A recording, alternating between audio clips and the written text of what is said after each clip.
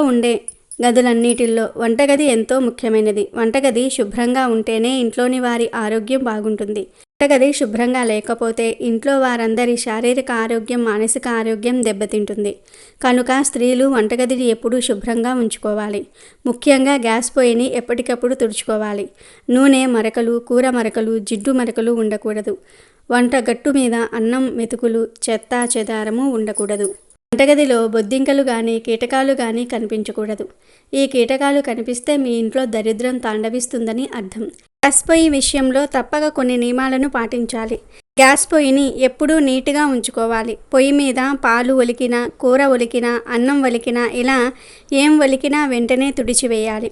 Gas పొయ్యి మురికిగా ఉన్న, గ్యాస్ పొయ్యి మీద పాలు, అన్నము, కూరల మరకలు ఉన్న లక్ష్మీదేవి మీ ఇంట్లో నిలవదు. అలాగే ఉదయం పూట పాచిముఖంతో గ్యాస్ పొయ్యిని తాకకూడదు. బ్రష్ చేసుకొని కాళ్ళు చేతులు కడుక్కొని అప్పుడు గ్యాస్ పొయ్యి దగ్గరకు వెళ్ళాలి.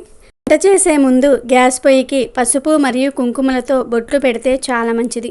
ప్లీజ్ సబ్స్క్రైబ్ చేయండి.